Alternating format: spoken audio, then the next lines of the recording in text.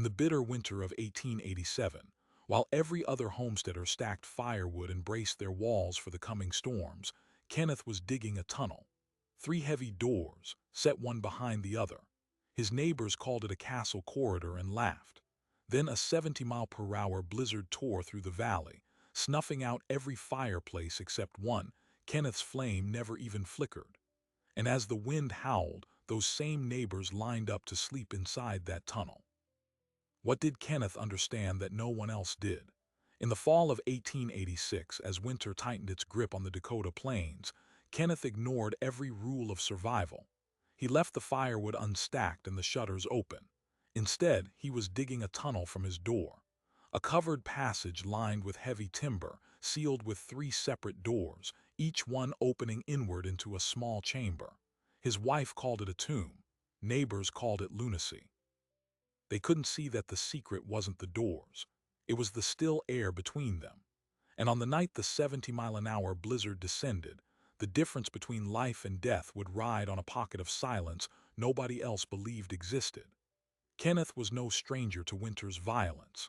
He had spent his boyhood on a wind-whipped sheep farm in the Shetland Islands, where the North Atlantic taught him that a man could freeze to death inside his own barn if the air moved wrong. When he crossed the ocean and settled on the open Dakota plains, he carried a quiet, almost obsessive understanding of how wind wanted to kill you. Not by cold alone, but by pressure. By finding the one seam in your wall and hammering it until the whole structure failed. By the autumn of 1886, Kenneth was no longer a young man. His hands were thick with years of stone work and hauling timber. He had a wife, Anna, and a small daughter who had died 2 winters before from lung fever after a storm trapped them inside a poorly sealed claim shanty. That loss changed him. It made him see every winter as an enemy that must be studied, not merely endured. The settlement along the James River was mostly Norwegian and German families who trusted heavy log walls and deep sod roofs. Their cabins were sturdier than anything Kenneth had seen in the islands. They stacked firewood 8 feet high against the north wall. They built snow fences from split rails. They believed the answer to winter was mass, more wood, more clay, more weight. When they heard that Kenneth was digging a tunnel from his door instead of adding another layer of sod to his walls, the judgment was swift and absolute. Eric Sahlberg, the unofficial elder of the valley, rode over one afternoon to see for himself. Eric had wintered cattle through the big storm of 1880, and his opinion carried weight. He found Kenneth sawing heavy oak planks and setting them into the earth as a covered passage, with 3 separate door frames spaced 6 feet apart. The first door opened outward to face the yard. The second and third opened inward, creating 2 small chambers, each barely large enough for a man to stand and turn around. Above the tunnel stretched a slanted roof of rough-cut pine, angled toward the prevailing wind. Eric watched for a long time, then spoke without preamble. "A single door keeps out a wolf. Why do you need 3?" Kenneth answered without stopping his work. "Because wind isn't a wolf. It doesn't scratch until it's let in. It dies when you break it into pieces." Eric shook his head. "You've built a grave with 3 lids. If a drift covers that outer door, you'll never dig out." That thought would haunt Kenneth more than he admitted. But he had already calculated how the air would stack and slow between those doors. He wasn't trying to stop the snow. He was trying to stop the draft that would steal the heat from his home and kill a fire in 30 minutes. Anna kept her silence during the construction, but her body spoke. She moved through the cabin with a heaviness that had nothing to do with pregnancy. She had buried 1 child because a storm sealed them in. Now her husband was building a passage designed to trap them inside. At night, when the hammering stopped, she would stand at the cabin's single window and stare toward the darkening prairie. "I don't want to be buried alive, Kenneth," she said one evening, her voice thin as the frost creeping across the glass. "Then we must make sure the air never stops moving," he replied. That was the closest he came to telling her the truth. He wasn't building a tunnel. He was building a lung. The design was exacting. The outer door was reinforced with iron straps and sealed with a gasket of oiled leather that would freeze into a rigid barrier when wet. The second door overlapped its frame by an extra inch, creating a baffle that forced air to turn two corners before reaching the inner chamber. The final door, the one that opened directly into the cabin, was lighter, just heavy pine, but it was set slightly higher than the others, so any cold air that pushed through would sink into a shallow well dug beneath the inner chamber's floor. That well, essentially a cold trap, was the real secret. Kenneth had learned it from watching how ice houses stayed cold without draft. In reverse, he could keep the warm air of the cabin from being sucked out. Nobody else in the valley understood that they weren't fighting snow. They were fighting convection. But theory needed testing, and the first test came hard. In early November, a sharp overnight squall dropped 6 inches of wet snow and drove a 30-mile-an-hour west wind across the settlement. At dawn, Kenneth found the outer door blocked half open by a sluggish drift. Worse, the wind had funneled between the first and second doors, packing the small chamber tight with a frozen wedge. It took him 2 hours of kneeling in the dark, chopping with a hatchet to clear enough space to open the second door. The cold trap had worked, the cabin fire still burned, but the tunnel itself had nearly become a frozen choke point. That's when the real danger dawned on him. A door that couldn't close fully wasn't just a broken barrier. It became a nozzle, focusing the wind into a tighter, faster jet that would freeze the second door's seal and pressure the inner door until the hinges gave way. The triple door system had to operate in sequence, or it would function as a single, deadly wind tunnel straight into his living space. He needed a way to bleed off the pressure between doors without losing the insulating dead air. The solution, he realized, was to add a small vent near the top of each chamber, a sliding shutter he could adjust from inside the cabin with a cord and pulley. Snow packed the outer door, he could crack the vent, let the high-pressure air escape upward through the roof, and keep the next door uncompromised. It was an intricate, almost obsessive fix, but it turned the tunnel from a rigid system into one he could tune in real time. Eric Sahlberg heard about the modification and came again, this time with his eldest son. They walked around the structure, examined the vents, then Eric gave his verdict. "You're treating this cabin like a ship. The plains ain't the sea. When the real blow comes, you won't be tuning anything.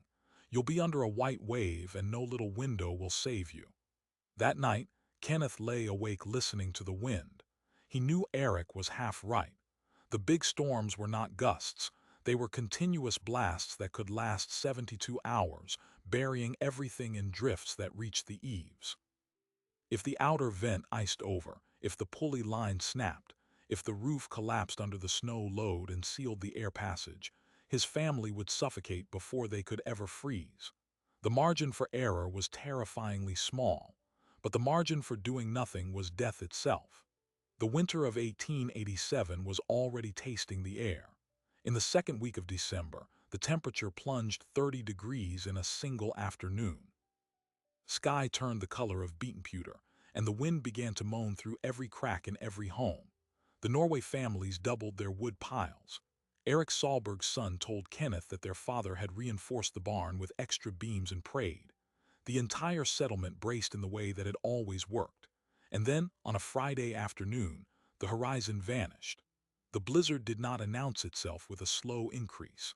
It arrived as a wall of horizontal ice that erased the world in 7 minutes. By the time Kenneth had pulled Anna inside and slid the outer door's heavy bar into place, the wind was screaming across the roof, and the tunnel was already filling with a roar that sounded alive. Kenneth sealed the second door, then the third. Inside the cabin, the fire flickered once and steadied. He knelt beside the inner door, hand on the cold trap well, listening. The first vent held. The outer chamber was buffering the blow as designed, but he could hear something else now. The outer door bowing inward under the weight of accumulated drift, the iron straps groaning with strain. Anna stood behind him, one hand pressed against the small of her back where the child sat low and heavy. "What do you hear?" she asked. And before he could answer, the sound changed. A sharp crack like a bone snapping, then a sudden, violent hiss of fast-moving air. The outer door's top hinge had given way. A jet of freezing wind punched through the first chamber, slammed against the second door, and instantly began to freeze the gasket solid. Kenneth felt the temperature drop around his knees. The tunnel was no longer protecting them. It was redirecting the heart of the storm directly toward the only thing that kept them alive, the fire. The sound that followed the hinge snapping was one Kenneth had never heard in any storm before. A thin, violent shriek that climbed 2 octaves as the jet of cold air narrowed between the outer door and its broken frame. The outer chamber was now a pressurized throat, and that throat was aimed directly at the second door's upper seal. In the lantern light, Kenneth watched frost bloom across the iron latch in seconds, white as quick mold. Then the gasket visible at the seam began to crackle, freezing solid where it should have stayed leather-soft. He did not shout. There was no time. He lunged for the pulley cord that angled up through the ceiling of the inner chamber, a thin hemp line that ran over a block to the sliding vent above the first door. He pulled once, hard. The wooden slide grated open an inch, 2 inches. Air screamed through the overhead port and the pressure inside the second chamber dropped sharply. The freezing jet faltered, splintered, lost shape. The second door stopped trembling. For a moment the only sound was the low rush of wind bleeding upward through the vent instead of driving against the interior seal. Anna stood frozen behind him, both hands now pressed flat against the cabin wall as if she could brace the entire structure with her own body. "The outer door is gone," she whispered. "It's not gone," Kenneth answered without turning. "It's lost one hinge. I can still close it." He was pulling on his heavy coat before the words finished, knotting a rope around his waist and tying the other end to the iron cleat bolted beside the inner door. "You cannot go out there," Anna said. "If I don't, the second door freezes shut and then the third. Then we lose the fire inside an hour." He turned the inner door handle before she could argue more. The second chamber was colder than a root cellar, already filled with a haze of ice crystals that bit at his face. He pulled the second door open and stepped into the first chamber, the narrow throat between the outer world and his family. The outer door hung crookedly from its bottom hinge, the top corner wrenched inward 6 inches. Snow had already driven through the gap and packed the lower half of the chamber in a hard wedge that glittered under the lantern light. Wind punched through the opening in hard, rhythmic blows, like a fist testing the space. Kenneth pressed his shoulder against the splintered oak, driving his boots into the frozen drift for traction, and with one powerful heave forced the door back toward its frame.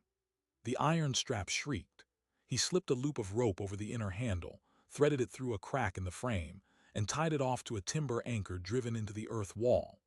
The door held, not perfectly, but enough to break the direct blast. The outer chamber's pressure dropped, and the shriek smoothed into a dull hum.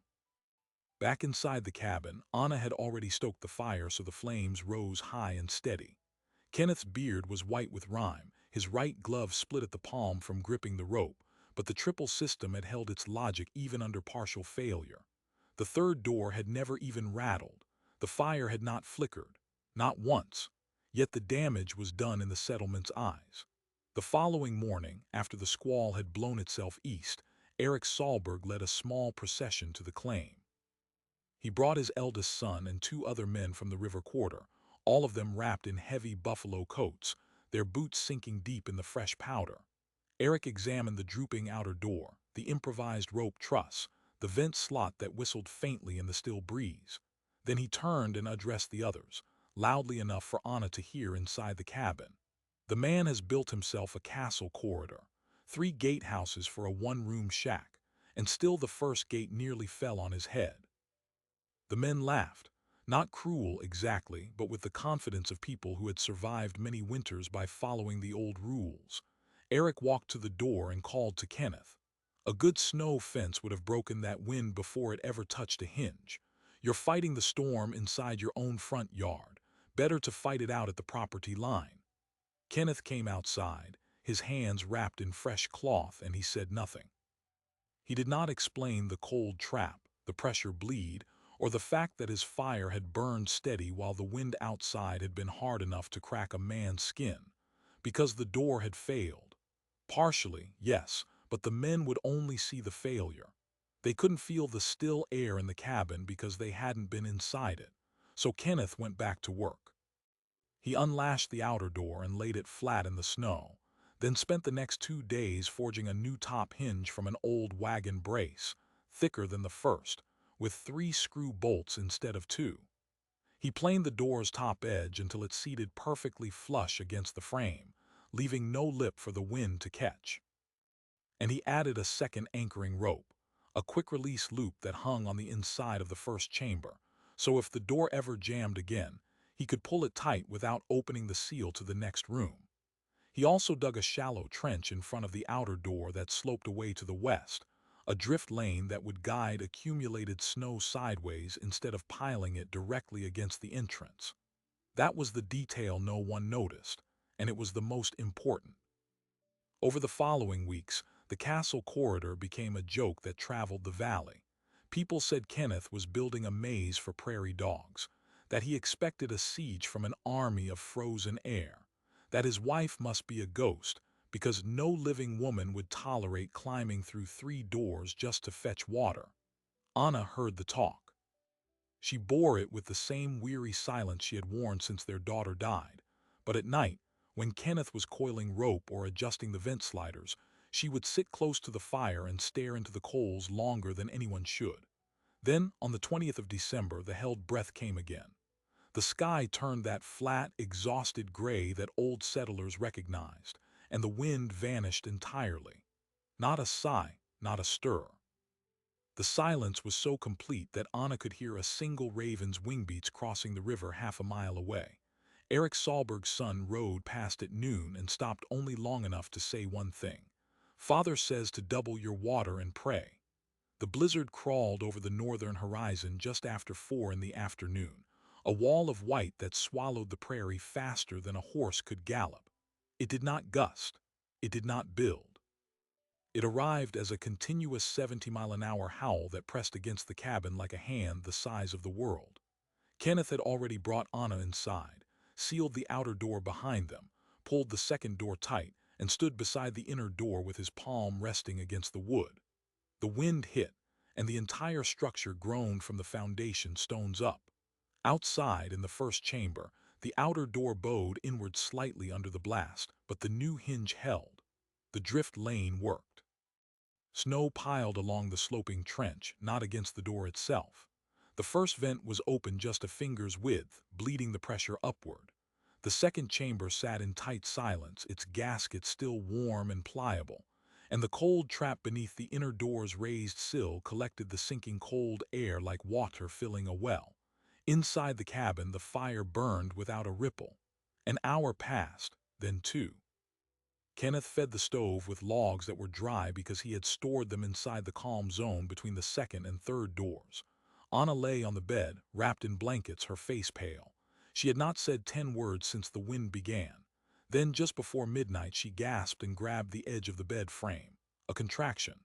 Sharp, unexpected, too early by 3 weeks. Kenneth felt the bottom drop out of his stomach. There was no doctor. No neighbor could possibly reach them. The midwife lived 6 miles south, and 6 miles in a 70-mile-an-hour whiteout was the same as crossing an ocean. The contraction passed.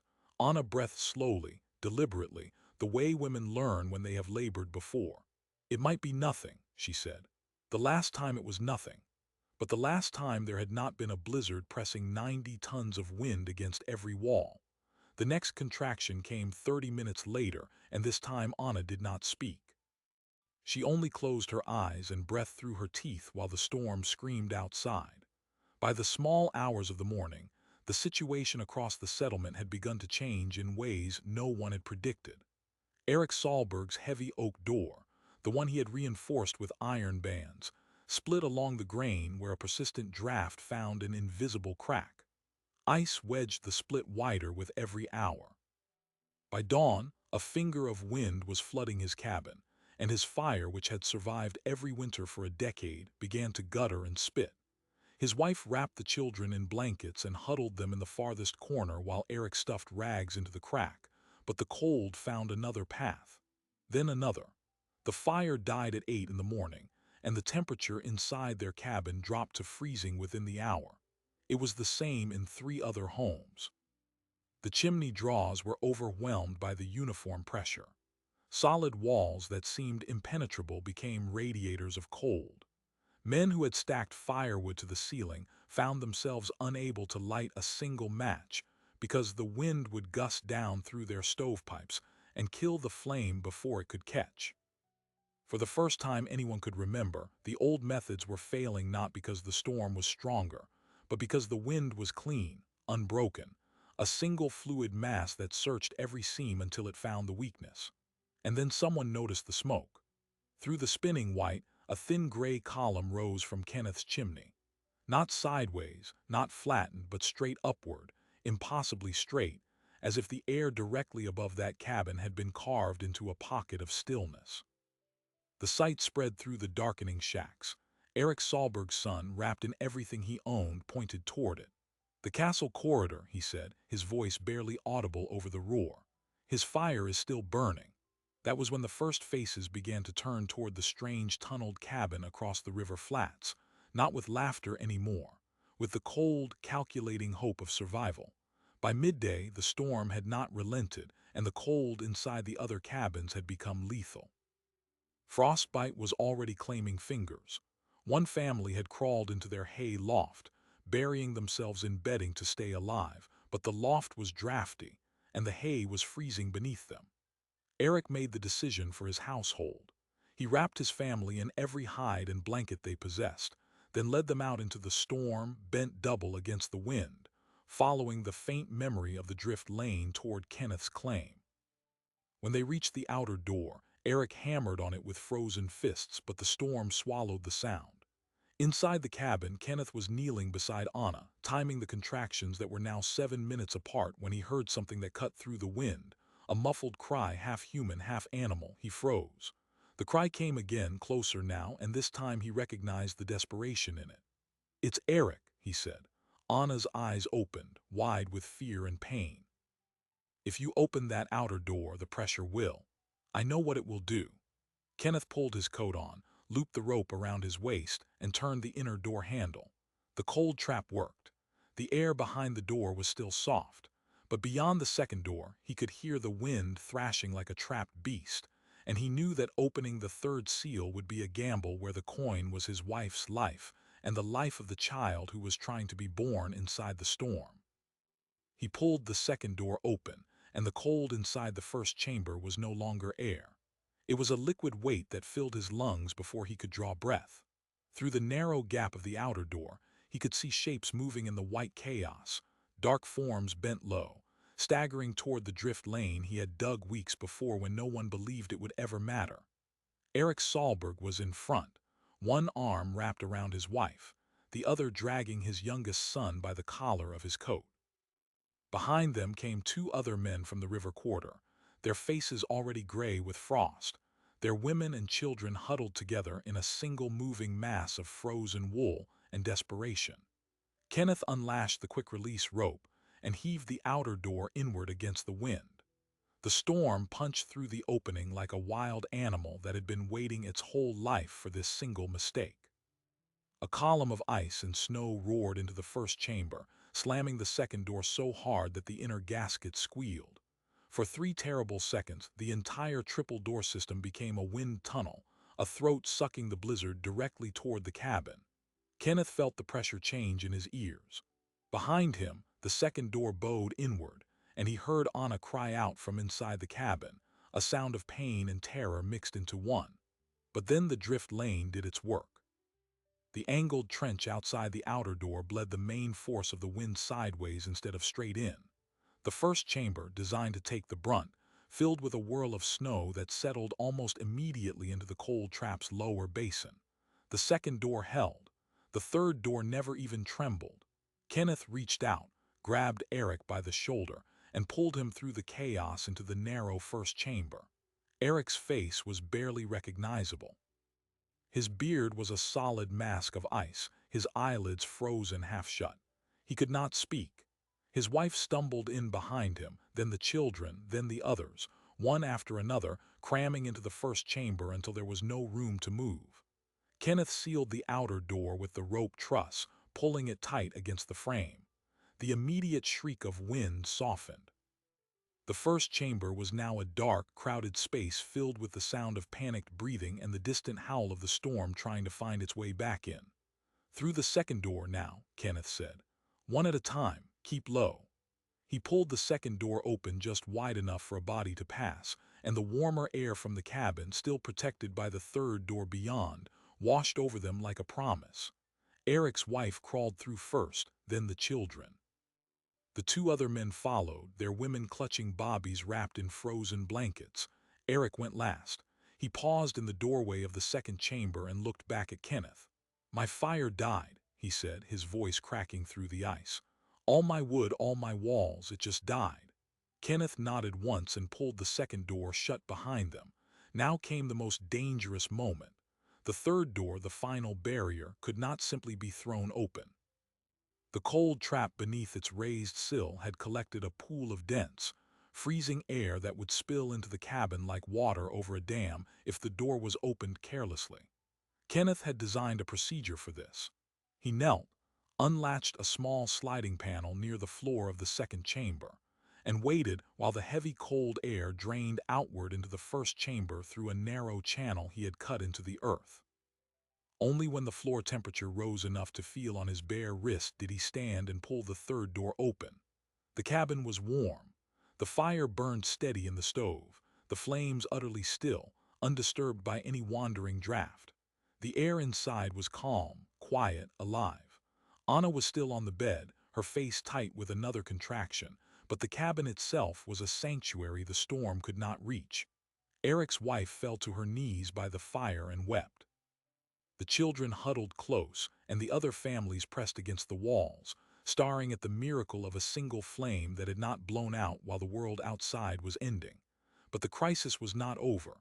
Within the hour, the storm had grown worse, and Anna's contractions were now 4 minutes apart. Kenneth knew the baby was coming and there was nothing he could do to stop it. Eric's wife, Greta, had delivered calves and helped with births before, but she was no midwife. She knelt beside the bed, her own hands still shaking from the cold, and told Anna to breathe. The other women gathered what clean cloth they could find, heated water over the stove, and tried to create a space of calm in a room now filled with 15 people and the roar of a 70-mile-an-hour wind. Outside, the blizzard found a new target.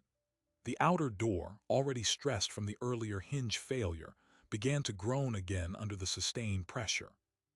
The iron straps that Kenneth had forged from the wagon brace were holding, but the drift lane, that shallow trench he had dug weeks before, was now filling with snow faster than the wind could carry it away.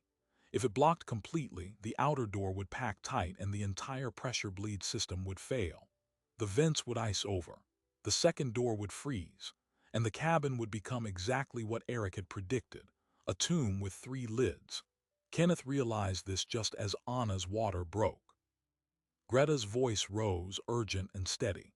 "The baby is coming now, she needs to push." Kenneth stood in the middle of the cabin, caught between two forces that would not wait for him to make a choice. The outer door needed clearing, but if he left, his wife would give birth without him in a room full of terrified strangers. If he stayed, the drift lane might seal, and every person in that cabin would suffocate before morning. Eric saw the indecision in his face. The old man pulled himself up from the floor, still wrapped in his frozen coat, and walked to Kenneth. "What needs to be done outside?" he asked. It was the first time Eric had spoken without judgment. Kenneth met his eyes and saw something that had not been there before. Not friendship, not yet, but the recognition of a man who understood he had been wrong. "The drift lane in front of the outer door," Kenneth said. "It needs to stay clear, or the snow packs against the frame and we lose the bleed. There's a shovel in the first chamber, a short one, but you can't open the outer door all the way, just crack it and dig sideways. The wind will do the rest." Eric nodded once and turned toward the second door. "I'll go," his son said, but Eric shook his head. "You stay with your mother, I know how to listen to wine now." Eric disappeared into the second chamber and Kenneth turned back to the bed. Anna was pushing, her face contorted, her breath coming in sharp, controlled gasps.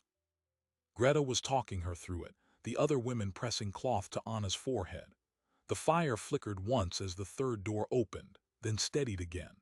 The storm screamed overhead, but inside the cabin, There was only the sound of Anna fighting to bring a new life into a world that was trying to kill them all. In the first chamber, Eric worked alone. He cracked the outer door just as Kenneth had instructed, his body braced against the frozen frame, and began to dig at the snow packing the drift lane. The wind tore at his face, but the angled trench, even half buried, still bled the worst of the pressure sideways. He dug in the dark, feeling his way along the frozen ground, and slowly the drift began to move again, sliding away from the door instead of piling against it. The outer door's groaning stopped. The pressure in the first chamber dropped. The system held. Back inside the cabin, a child was born. The cry that rose over the storm was thin and fierce, the unmistakable voice of a newborn who had no idea the world outside was white violence. Greta lifted the baby, a boy, and placed him on Anna's chest. Kenneth knelt beside the bed, his hands still blue with cold, and for the first time since the storm began, he let himself breathe. The fire burned on. The wind howled, but it was outside, where it belonged. But now the cabin held more than one family. As the hours passed and the blizzard continued into its second night, the other families settled into the only protected space they had, the tunnel itself. The first chamber with its cold trap and heavy outer door was too exposed, but the second chamber, the calm zone between the inner and outer seals, became a dormitory. Blankets were spread across the packed earth floor. Children curled together like puppies, their breath misting faintly in the still air. The temperature there was cold, but it was a survivable cold, a cold without wind, without the killing draft that had turned their own cabins into freezers. Eric's wife slept with her head against the second door's frame, and for the first time all night she did not shiver. Eric himself sat beside the fire in the main cabin, staring into the flames. "You taught the storm where to break," he said quietly, echoing words that would be spoken again years later in a different valley. "That's what you did. You didn't stop it, you taught it." Kenneth, holding his newborn son wrapped in a wool cloth, looked up from the small, sleeping face and met Eric's eyes.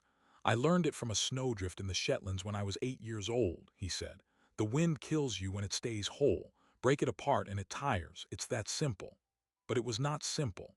As the second night of the blizzard wore on, a new danger revealed itself. The constant vibration of the wind had begun to loosen the roof over the tunnel. The slanted pine boards, which Kenneth had angled to deflect the main force of the wind upward, were now carrying a massive load of frozen snow, and the rafters beneath them were starting to crack. If the roof collapsed, the entire triple-door system would seal shut under tons of ice, and the cabin would become a buried box with no exit. The vents, which had bled pressure so perfectly, would become blocked. The cold trap would fill with debris, and the sanctuary would become a grave. Kenneth noticed the sag in the ceiling of the second chamber just after midnight. A subtle dip, no wider than his hand, but it was new. He called Eric over, and the two men stood in the narrow space, staring upward at the bending pine beams. "Can we brace it from inside?" Eric asked. "Not enough leverage," Kenneth said. "The pressure is on the outside. Someone has to go up top and clear the snow load before it breaks through." Going up top meant climbing onto the roof of the tunnel, outside the protected chambers, into the full force of the 70-mile-an-hour wind, where one wrong step would throw a man into the white void and he would be lost before he could scream. Kenneth began to tie the rope around his waist again, but Eric put a hand on his arm. "You already did the thing nobody else could do," Eric said. "You got your family through a birth and a blizzard. Let me do this." But Kenneth shook his head. "You don't know the roof pitch. You don't know which boards can take weight. If you fall, you'll pull half the roof down with you." He finished the knot and handed the rope's other end to Eric. "Anchor this to the iron cleat by the inner door. If it goes tight 3 times in a row, I'm off the roof and you pull me in hard. No questions." Eric took the rope and said nothing, but his grip on Kenneth's shoulder lasted a moment longer than necessary. Kenneth climbed out through the first chamber, unlatched the outer door, and stepped into the storm. The wind hit him like a wall, but the drift lane was still clear enough that he could move sideways along the tunnel's outer wall. He found the roof ladder he had built weeks before, a rough thing of lashed saplings frozen solid to the side of the passage. He climbed slowly, each rung a battle against the wind's grip, until he was on top of the tunnel roof, crouched low, the blizzard screaming around him in a continuous white roar. The snow load was immense. 2 feet of heavy, wind-packed drift had accumulated on the upwind side, pressing down on the sloped boards with the weight of a loaded wagon. Kenneth began to dig with a short shovel, throwing each scoop into the wind, which caught it and blasted it away into the void. He worked in a rhythm, blind, feeling the edge of the roof with his boots, never standing fully upright. The rope around his waist stayed taut, a thin lifeline that vibrated with every gust. Minutes passed, or maybe hours. Time had lost all meaning in the white dark. Then he felt the roof beam beneath his feet straighten. The sag in the ceiling below would be easing now. The pressure was releasing. And then the shovel struck something hard. Not ice, not wood. The edge of a second shovel coming up from the other side of the roof. Kenneth froze. For one surreal moment, he thought the cold had finally broken his mind. Then a shape emerged from the white, a man crawling toward him along the roof ridge. It was Eric's son, the young man who had wanted to go into the first chamber earlier. He had climbed up from the far side, using a second rope anchored to the goat shed, and had been digging the drift from the opposite edge without being asked. The 2 men worked together in the screaming wind, shoveling the death weight off the tunnel roof, until the beams below them were straight and steady. When they finally climbed down, soaked in frozen sweat, and stumbled back into the first chamber, Eric was waiting. He looked at his son, then at Kenneth, and then he laughed. A short, surprised sound that had no humor in it, only the exhausted relief of men who had just survived something that should have killed them. By the third morning, the blizzard began to weaken. The wind dropped to 30 miles an hour, then 20. The white darkness outside the cabin paled to gray twilight. The snow still fell, but it was no longer a weapon. The families inside the cabin and the tunnel chambers began to move, stretch, and take stock of what had happened. No one was dead. Not a single person lost fingers or toes. The baby, newly named Elias after Anna's father, nursed quietly beside the fire while Greta prepared a thin broth from the last of the dried meat. The tunnel had done what it was built to do. And then, late that afternoon, the outer door opened onto a sight that none of them would ever forget. The world beyond the drift lane had been completely reshaped by the storm. The other cabins were half buried, their roofs visible only as dark humps in the endless white. Snow fences had been flattened like grass.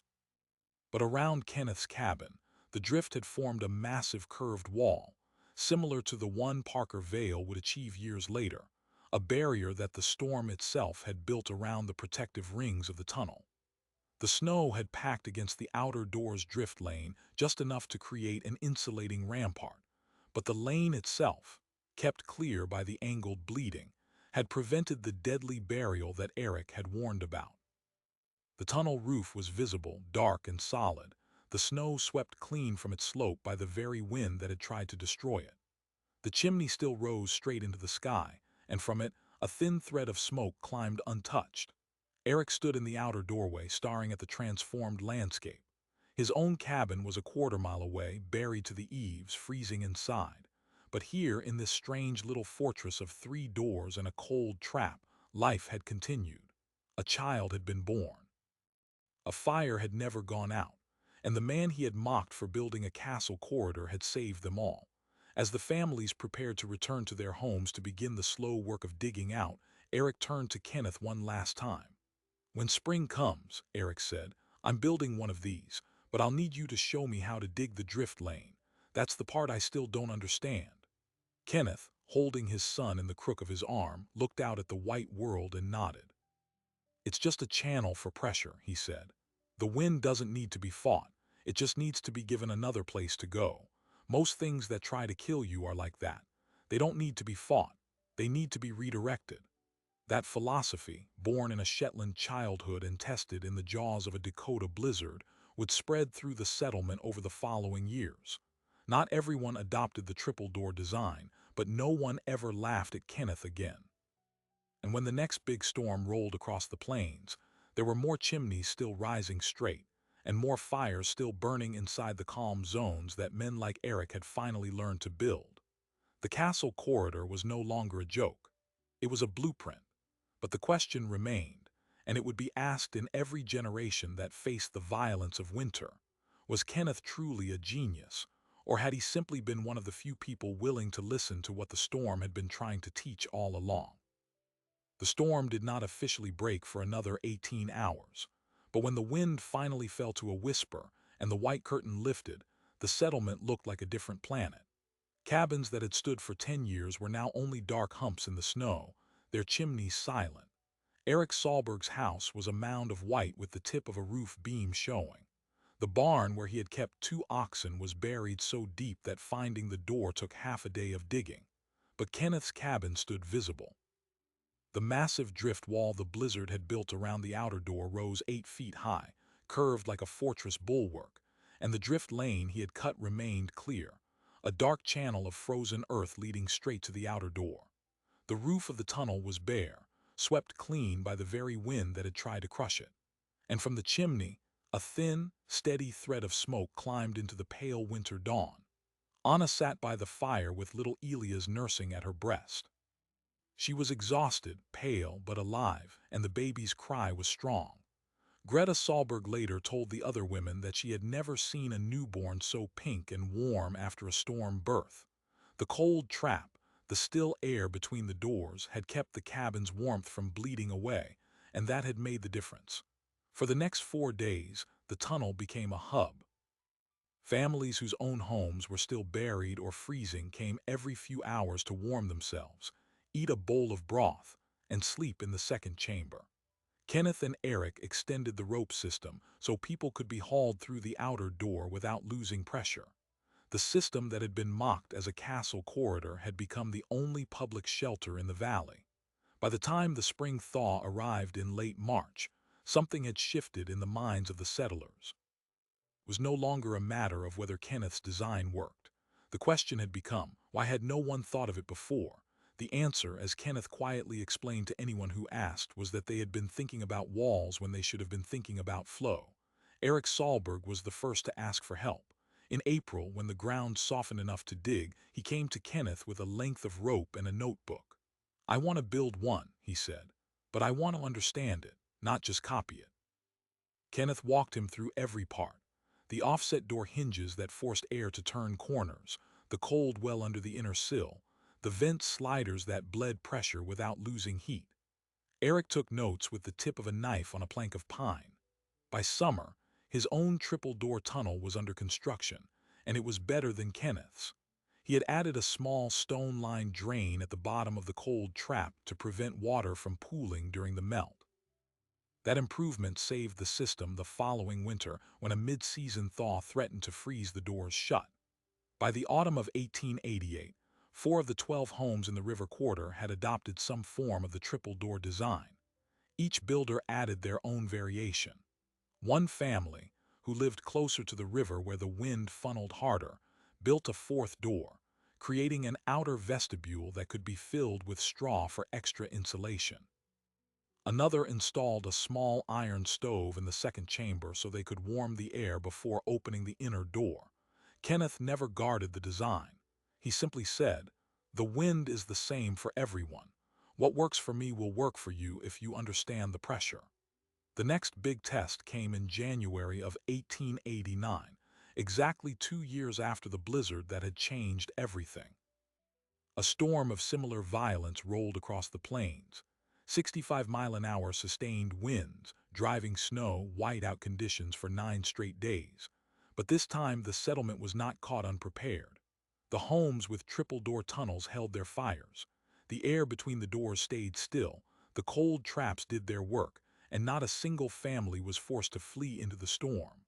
The homes without them, the ones still trusting thick walls and high snow fences, suffered. Frostbite, collapsed roofs, one chimney fire that nearly killed a whole family. The contrast was too stark to ignore. Word began to travel.